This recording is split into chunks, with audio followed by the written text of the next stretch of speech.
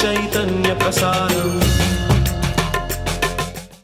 నమస్కారం, మన ధర్మం కార్యక్రమానికి స్వాగతం. ఇవాళ మన ధర్మం కార్యక్రమంలో మన ధర్మ సందేహాలను నివృత్తి చేసేందుకు మనతో పాటు ఉన్నారు ప్రముఖ ఆధ్యాత్మికవేత్త శ్రీ కాకునూరి సూర్యనారాయణమూర్తి గారు.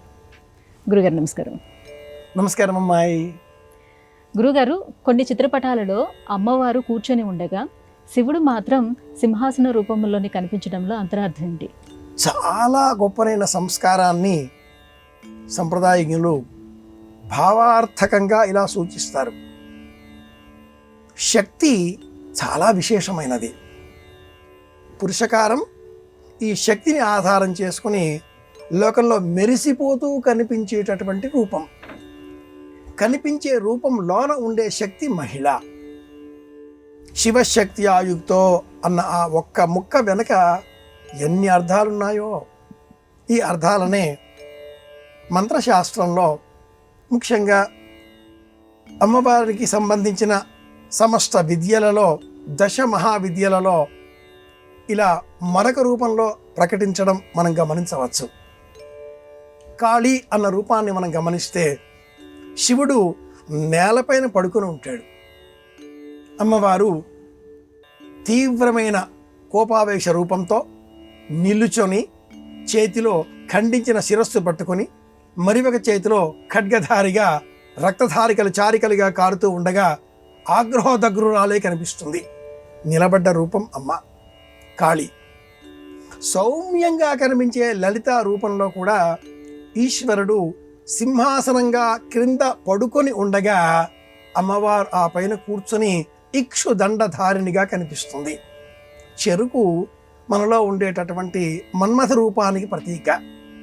లలితంగా ఈ ప్రపంచాన్నంతటినీ కూడా మాయామోహితం చేసేటటువంటి శక్తి సన్నిధానంలో పురుషుడు లొంగిపోవలసిందే అనే ధర్మాన్ని ఈ రూపం మనకు తెలియజేస్తుంది. పంచప్రేతాసనాసీన అన్న నామాన్ని మనం లలితా సహస్రనామావళిలో జ్ఞాపకం తెచ్చుకుంటూ ఉంటే ఈ ప్రపంచమంతా కూడా పంచకోశాత్మకం. అన్నమయ, మనోమయ, ప్రాణమయ, విజ్ఞానమయ, ఆనందమయములు అనే పంచకోశములతో పాటుగా ప్రపంచమంతా కూడా భూమి, నీరు, నిప్పు, గాలి, ఆకాశం ఈ ఐదింటితో ఏర్పడి ఉన్నది. 5 అన్నది ప్రధానంగా చూసినప్పుడు పరమేశ్వరుడు పంచముఖుడై సకారంగా కనిపించే రూపాన్ని కూడా అమ్మవారి సన్నిధానంలో నియంత్రింపజేసుకొని అమ్మవారికి తనకు తానుగా అర్పించుకోవడంతో శివుడిని విడిచిన శక్తి వేరుగా కనిపిస్తే ఆ శక్తి కారణంగా మన కర్మలను, సంకల్పాలను సాధ్యం చేసుకోవచ్చు అనేటటువంటి సాధకులు శివశక్తులను వేరు చేసి శివుడిని సింహాసనంగా కేవలం శక్తిని ఉపాసన చేయడం ప్రారంభం చేశారు. ఈ మార్గానికే తంత్రములు, కౌళములు, శాపరములు అనేక పేర్ల తర్వాత వచ్చి చేరి ఉన్నాయి. కానీ సంప్రదాయజ్ఞులు శివశక్తులు వేరు కారు, ఒక్కరే. వాగర్థాయివ సంపృక్తో వాగర్థ ప్రతిపత్తే జగత పితరో వందే పార్వతీ పరమేశ్వరు అన్న వాక్యాన్ని, కాళిదాసకృత వాక్యాన్ని మనసులో పెట్టుకొని ఇరువురు ఒక్కరే, వెందనాచంద్రుడు వేరు కారు, వాక్కు అర్థం వేరు కారు అంటూ ఆరాధన చేస్తారు. కానీ మనం కొన్ని ఉపాయంగా ఆలోచన చేసే పద్ధతులలో శివుడిని కాదని శక్తిని మాత్రమే ఉపాసన చేసేటటువంటి వామాచార, సమయాచార, దక్షిణాది మార్గాలలో శివుడు సింహాసనంగా ఉండడం, ఆ పైన అమ్మవారు చతుర్భుజగా ఇక్షుదండధారిణిగా మనం చూస్తూ ఉంటాం. ఇది ఒక రూపం. ఇటువంటి రూపాలు 108 రూపాలను మనము ఖడ్గమాల రూపం ప్రదర్శన చేసే సమయంలో కూడా దర్శించవచ్చు. శివుడు లేకుండా శక్తి విలయతాండవం చేస్తుంది. కానీ శక్తి లేకుండా పురుషుడు నిస్సహాయుడు, ఏమి చెయ్యలేడు. శక్తి ఉండాలి అనే ధర్మాన్ని మనకు చెప్పడం కోసమే ప్రాచీనులు ఇలా చిత్రాన్ని మనకు చూపించారు. ఇంట్లో ఇల్లాలు ఉండాలి, ఇల్లాలని గౌరవించాలి. ఏ ఇంట్లో ఇల్లాలని నిరాదరిస్తారో, ఏ ఇంట్లో వారు మహిళలను అవమానం చేస్తారో, మహిళలకు అన్యాయం చేస్తారో ఆ ఇంట్లో అలక్ష్మి అమ్మ ఉండదు. ఇంకా అనారోగ్యం అక్కడ చోటు చేసుకుంటుంది. అన్ని విధాలుగా కూడా అకార్యాలు అక్కడే జరుగుతాయి. కనుక ఇంటిలో స్త్రీ శక్తి చాలా బలమైనది. శక్తి లేకపోతే మనం ఏం చేస్తాం? బియ్యం కడిగాం, నీళ్లు పోసాం, గిన్నె నీరు చూసాం, స్టవ్ మీద పెట్టాం. కింద మంట ఉండాలి కదా, శక్తి ఉండాలి కదా. శక్తి లేకపోతే బియ్యం తింటామా? అంత బియ్యం తినేసి ఇంత వేడి నీళ్ళు తాగేస్తే కడుపులో అన్నం అవుతుందా? కాదుగా. ప్రకృతి ఉండాలి అంటే సమయం. ఇలా స్త్రీ, పురుషుడు, ప్రకృతి అనే త్రిశక్త్యాత్మకంగా ఇచ్ఛాక్రియా జ్ఞానశక్తులను కలుపుకొని మూలం అమ్మ అని చెప్పడం కోసమే ఈ రూపం. పంచప్రేత సనాసీన అన్న నామానికి ఇంత కథ ఊరికే బొమ్మగా మనం చూస్తూ ఉంటాం. ఈశ్వరుడు సృష్టి స్థితి తిరోధాన సంహార ఉపసంహార తిరోధార కార్యక్రమంలో 5 కూడా పరమేశ్వరుడు కనిపిస్తాడు. 5 కూడా కనిపించని ఆ శక్తి రూపం అమ్మ. కనిపించే ప్రకృతి వేరు, కనిపించని ఆ మూలాధారమైన ప్రకృతి అమ్మ అని కూర్చుండబెట్టి అమ్మనే పూజ చేస్తే అది ఈ చిత్రానికి ఆధారం అవుతుంది. సంప్రదాయకులు ఇలా ఆచరించడం, ఇలా పూజించడం కూడా అంగీకరించరు. కలిపి పూజించాలి అంటే శివుడు. పానవట్టం స్త్రీ స్వరూపం పార్వతి, శివలింగం పురుషకారం, శివశక్తి ఆయుక్తం. ఇద్దరిని కలిపి పూజించాలి. అర్ధనారీశ్వర తత్వాన్ని మనం ఆధారం చేసుకోవాలి. ఇంట్లో కూడా పిల్లలు కొంత సమానం అమ్మ అమ్మ అమ్మ అమ్మ అని తిరుగుతూ ఉంటే నాన్న కోపం వస్తుంది చాలాసార్లు. మీ అమ్మ దగ్గరికి అంటాడు, విసుక్కుంటాడు. అలాగే నాన్న నాన్న నాన్న అంటూ తిరుగుతూ ఉంటే కూడా చిన్న తేడా ఇక్కడ. అమ్మకి కోపం రాదు, ఇంకా కొద్దిపాటిగా ఏదైనా ప్రేమ చూపిస్తుంది, ఏదైనా మనకు కావలిస్తే సహాయం చేస్తుంది. వెళ్ళు మీ నాన్న వెంట అంటుంది. విసుక్కునే స్వభావం మగవారిదే, మహిళది కాదు, అమ్మది ఎప్పుడూ కాదు. కాబట్టి మనం అమ్మ ద్వారా ఆయనకి ఎలాగూ కాబట్టి ఆయన్ని కూడా స్వాధీనం చేసుకునే క్రమంలోనే సౌందర్యలహరి కావచ్చు, శివానందలహరి కావచ్చు. కళాభ్యాం చూడాలంకృత శశికళాభ్యాం నిజతప ఫలాభ్యాం ఇలా మన స్తోత్రం చేయాలి. గురుగారు, స్త్రీలను హింసించని ఆర్యులు రామలక్ష్మణులు. కానీ లక్ష్మణుడు శూర్పణఖ ముక్కు చెవులు కోయటంలో అంతరార్థం ఏంటి? మొత్తం రామాయణం మీద వివాదాస్పదమైన కొన్ని అంశాలలో ఇది కూడా ఒకటి. వేళాకోళంగా రామాయణంలో హాస్యరసానికి కూడా తావిచ్చిన ఏకైక సన్నివేశం, సందర్భం శూర్పణఖ ముక్కు చెవులను ఉత్తరించడం. ఈ ఒక్క చోట మాత్రమే కాస్త హాస్యరసం మనకు శ్రీరామాయణం మొత్తం మీద కానవస్తుంది. ఇది మొదటిసారి కాదు. లక్ష్మణుడు మరో మహిళకు కూడా అయోముఖి, ఇంకొక మహిళ ఇదే విధంగా రాక్షస స్వభావంతో లక్ష్మణుడి పైకి చిన్న చురిక తీసుకొని దుమికి పైకి రాగా అక్కడ కూడా లక్ష్మణుడు ముక్కు చెవులను కత్తిరించడం శ్రీరామాయణంలో మనం చూడవచ్చు. శూర్పణఖ అయోముఖి. ఇలా ఎందుకు అన్నప్పుడు ప్రధానమైన కారణాలు 2 ఉన్నాయి. ఆర్యులు స్త్రీలను ఏనాడు సంహరించేటటువంటి వారు కారు. ప్రాణాలు తీయడం మహాపాపం, అందులోనూ రామలక్ష్మణులు. మరి ఇలా ఎందుకు చేశారు? మనలో ఉదాత్త స్వభావాన్ని పెంచే ఇంద్రియాలు 2, ఒకటి నాసిక, 2 చెవులు. ఈ నాసిక మనం తీసుకునే శ్వాస పైన ధ్యాసను పెంచడంతో ప్రాణాయామ శక్తి ద్వారా మన మనస్సును ప్రశాంత మార్గంలో ఉండే విధంగా చేస్తుంది. మనకు ప్రశాంతత లేదు, మన శ్వాస సరిగా లేదు అని అర్థం. మనలో ఎవరికైనా కూడా కోపం రాకుండా ఉండదండి, అందరికీ కోపం వస్తుంది. కోపం వచ్చి ఆ సమయంలో ఒక్క సెకను ఆగి ఎవరికి వారు ముక్కు కింద ఇలా వేలు పెట్టుకొని ఒక్కసారి గమనించండి. ఈ ముక్కులో నుంచి వచ్చేటటువంటి గాలి 2 రంధ్రాలలోంచి కూడా సమానంగా రాదు. సూర్యనాడి, చంద్రనాడి. ఇలా చూసుకుంటే చంద్రనాడి ద్వారా గాలి ఎక్కువ వేగంగా వస్తుంది, మనం ప్రశాంతంగా ఉన్నాం. సూర్యనాడి ద్వారా గాలి ఎక్కువ వేగంగా బయటికి వస్తుంది, కోపంలో ఉన్నాం అని అర్థం. నాసిక మనలో ఈ స్వభావాన్ని నియంత్రించేది. అది చెదిరిపోయింది కాబట్టి ఈ రాక్షస స్వభావంతో ఉన్న నేపథ్యంలో శూర్పణఖ రాముడిని అనంతరం లక్ష్మణుడిని వెంటాడింది కనుక ముక్కు ఖండించడంతో శ్వాస పైన ధ్యాస పెట్టుకో, ఇది బోధ. అందుకే ముక్కు. రెండవది చెవి, సరిగా వినడం లేదు, ఇది వినదు. దీని ద్వారా లోనికి ప్రవేశించేటటువంటి ఆ ధ్వని ప్రకంపనలు బుద్ధిని చేరాలి, ఇది సరిగా లేదు. సరిగా చేయాలి. విను విను విను విను ఇక్కడే. కాబట్టి ఇది నాగ్పూర్ కాన్పూర్ అంటూ చిన్నప్పుడు మనం ఆటలు ఆడుకునేవాళ్ళం, ఇలా ముక్కు చెవులు చూపిస్తూ. ఇదే కారణం. చిన్నప్పుడు కూడా పిల్లలని నీ ముక్కు కోస్తాను, నీ చెవులు కోస్తాను ఏడిపిస్తారు. తప్పు చేశావా ముక్కు నేలకి రాయి అంటారు. ఈ మాటలన్నింటి వెనకాతల ఉండేటటువంటి అంతరార్థం ఒక్కటే. మన వ్యక్తిత్వాన్ని నియంత్రించేటటువంటి దేహంలో ఉండే సర్వ అవయవాలలో ముక్కు చెవి ఇవి రెండు ప్రధానమైనవి. ఇవి సరిగా లేవు, లక్ష్మణుడు ఛేదించాడు. గురుగారు, మనస్సు, బుద్ధి, చిత్తము, అంతఃకరణము వీటిలో ఏది ప్రముఖమైనది? ఇవన్నీ కూడా ఒకటేనా? వినడానికి అన్నీ ఒకేలాగా ఉంటాయి, కానీ ఒకటి కావు. ప్రమాణమంతఃకరణ ప్రవృత్తయ. కవికుల గురు కాళిదాస్ మహాకవి అభిజ్ఞాన శాకుంతలంలో అంతఃకరణము అన్న పదాన్ని చెప్తాడు. మనోవై ప్రాజాపత్యం మనసామావిషాః. వేదంలో మనస్సు అన్న శబ్దాన్ని మనం వివేచన చేస్తాం. నీతి శాస్త్రంలో బుద్ధి కర్మానుసారిణి. ఈ బుద్ధి కర్మను అనుసరించి విస్తరిస్తూ ఉంటుంది, విషయాన్ని గ్రహిస్తూ ఉంటుంది. బుద్ధి పదాన్ని వాడుతూ ఉంటాం. చిత్తం, చిత్తం శివుడి మీద చిత్తశుద్ధి లేని శివ పూజలేనయా కావ్య ప్రపంచం కూడా వివరిస్తుంది. ఈ అన్నీ కూడా ఒకేలాగా ఉంటాయి, కానీ కావు. మనస్సు ప్రాథమికమైనది, చంచలమైనది. మనస్సు గుర్రము వంటిది.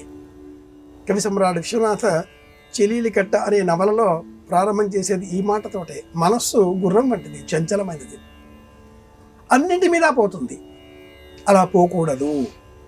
మన నియంత్రణలో ఉండదు కదా, పోతుంది కదా. మరి ఏం చేయాలి? బుద్ధిని మనం మేలుకొలపాలి. బుద్ధి వివేచన చేస్తుంది. ఇది మంచి, ఇది చెడు, ఇది చూడాలి, ఇది చూడకూడదు, ఇది తినాలి, ఇది తినకూడదు, వివేచన చేస్తుంది.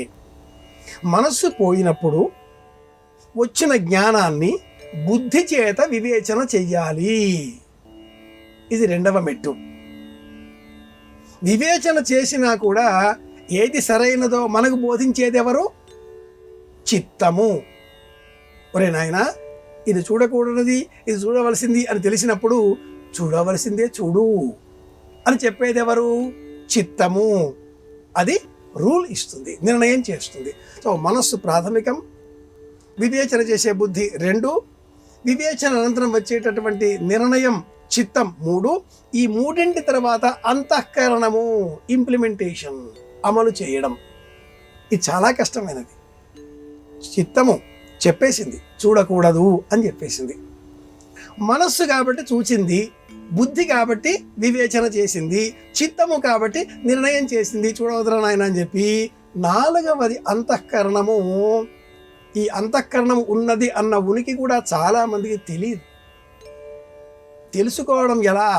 వేద జ్ఞానం తెలిస్తే, శాస్త్రజ్ఞానం తెలిస్తే, అర్థజ్ఞానం తెలిస్తే, పదజ్ఞానం తెలిస్తే, సంప్రదాయం తెలిస్తే ఈ అంతఃకరణం ఉనికి కూడా అప్పుడు మనకు సుబోధకమవుతుంది.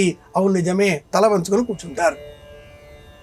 కోపం వచ్చినా కూడా సెకండ్లలో మళ్ళీ సవరించుకొని సర్దుకునేటటువంటి తత్వం అంతఃకరణం ఉనికి తెలిసిన వారికి మాత్రమే సాధ్యం.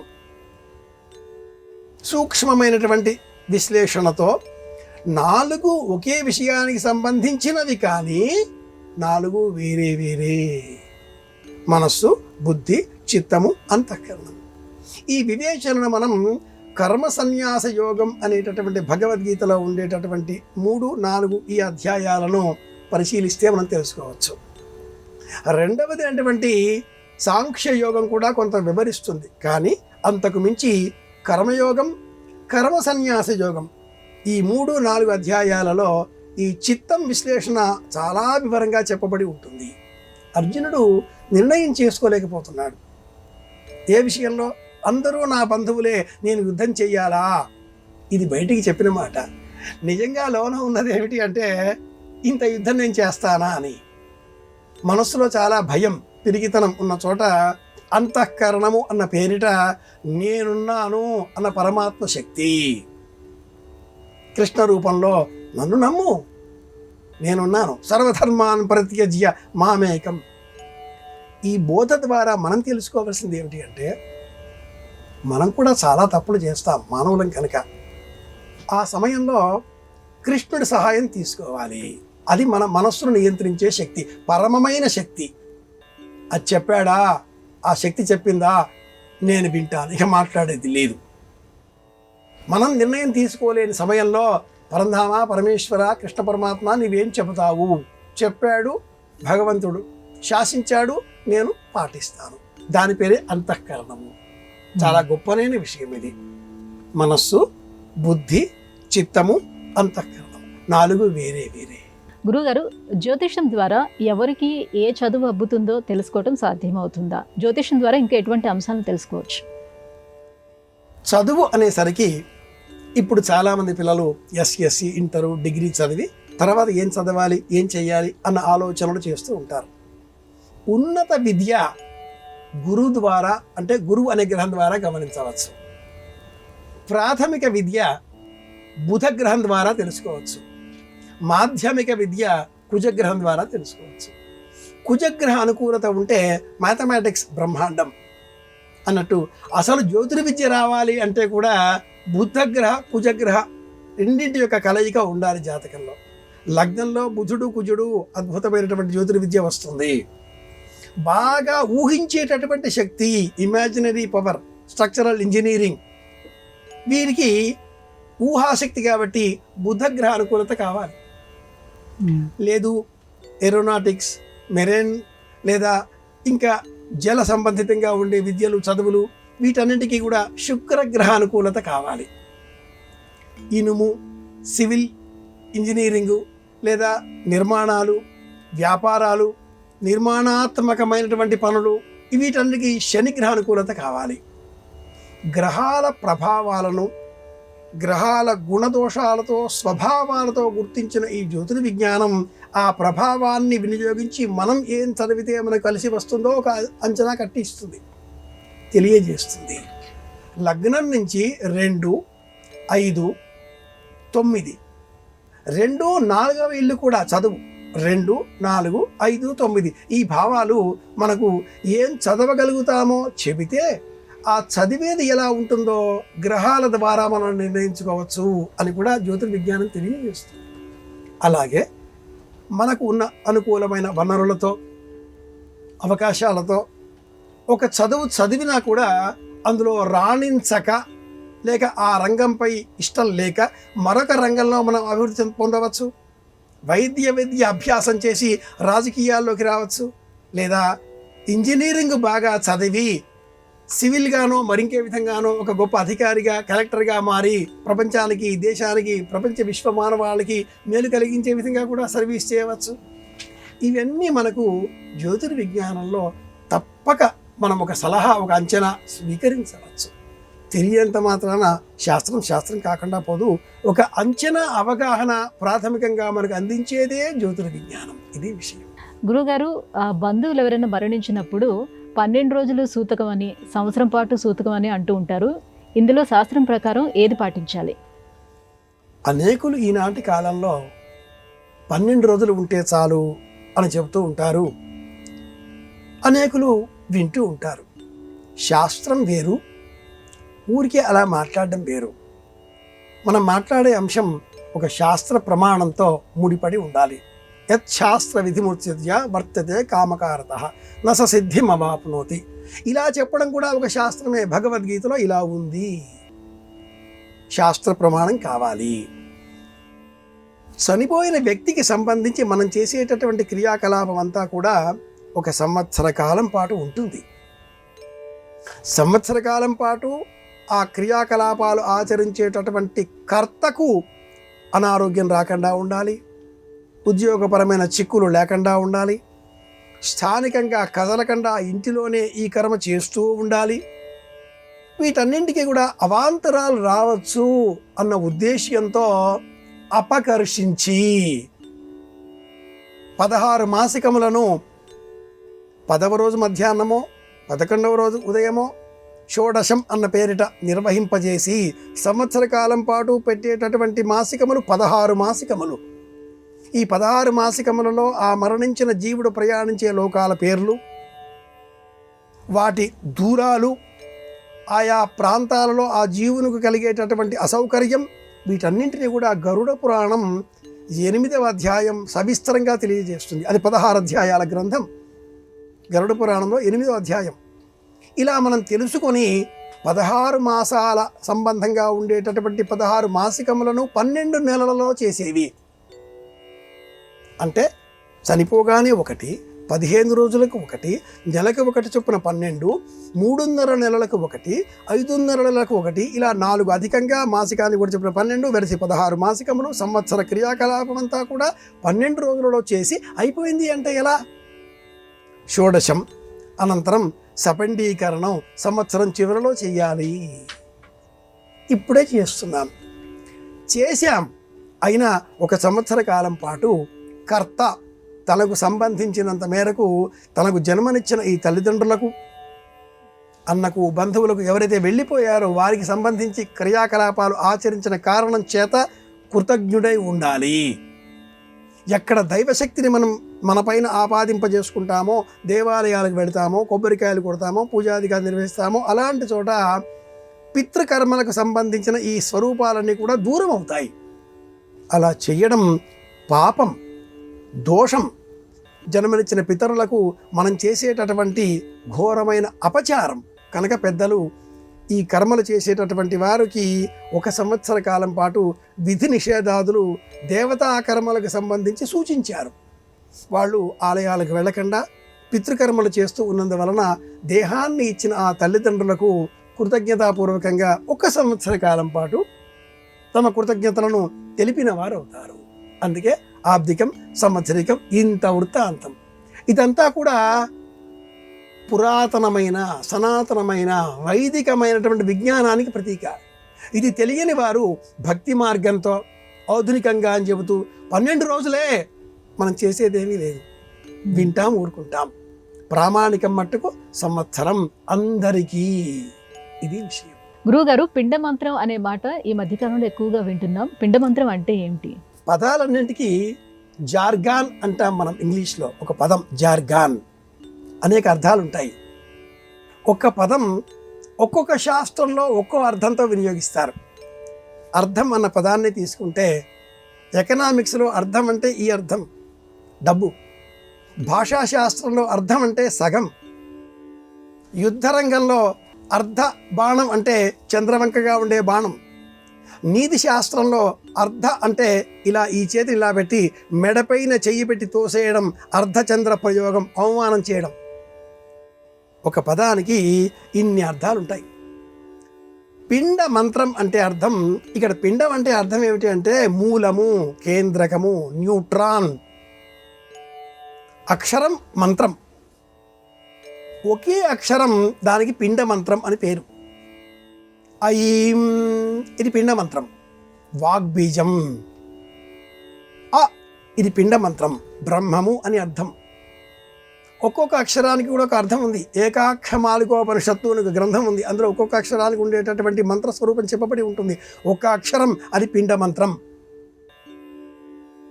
2 అక్షరాలు కలిపితే బీజ మంత్రం.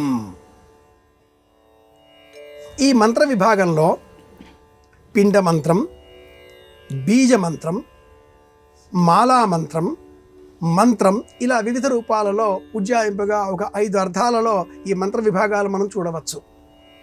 ఒక అక్షరం పిండం, 2 అక్షరాలు బీజం, 3 అక్షరాలు కూడా ఒక పేరు ఉంది, 4వ అక్షరాలకు సంబంధించి విస్తృతంగా మారుతుంది. ఇది విశేషమైన మంత్రం.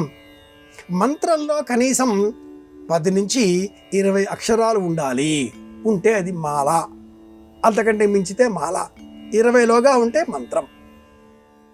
మనం చతుర్దశ మహామంత్రం, ద్వాదశాక్షరాక్షరి ఇలా మనం అనేక చూస్తూ ఉంటాం. ద్వాదశాక్షరి, అష్టాక్షరి, పంచాక్షరి అనేక రూపాల్లో 2 కంటే మించినవి మంత్రాలు అవుతున్నాయి. 20 అక్షరాల కంటే మించితే అది మాల అవుతుంది.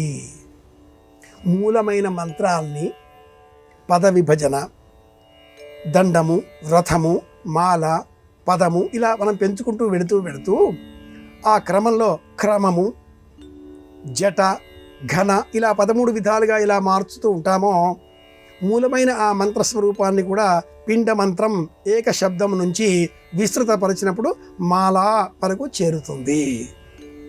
పిండ మంత్రం అంటే ఒక అక్షరంలో ఉండేటటువంటి మంత్రస్వరూపం. గం అనగానే గణపతి గుర్తుకు రావాలి. ఉమ్. ఎలా అయితే మనకు నెమలి పింఛం చూడగానే కృష్ణుడు గుర్తుకు వస్తాడో, ఎలా అయితే మనకు ధనుస్సు చూడగానే రాముడు గుర్తుకు వస్తాడో, ఎలా అయితే మనకు పుస్తకం చూడగానే అంబేద్కర్ గుర్తుకు వస్తాడో, అలా అద్దాలు చూస్తే గాంధీ గుర్తుకు వస్తాడో, ఇలా ఒక్కొక్క రూపాన్ని చూస్తే ఎలాగో ఈ అక్షరాన్ని కూడా ధ్వనింపజేసే శక్తిని మనం స్మరించుకోగానే ఆ మూలదైవం చైతన్యంగా మనల్ని ఆవరించాలి. గం గణపతయే నమః. ఉమ్. సౌహు సూర్య భగవానుడు. ఒక్కొక్క అక్షరానికి ఒక్కొక్క దైవం.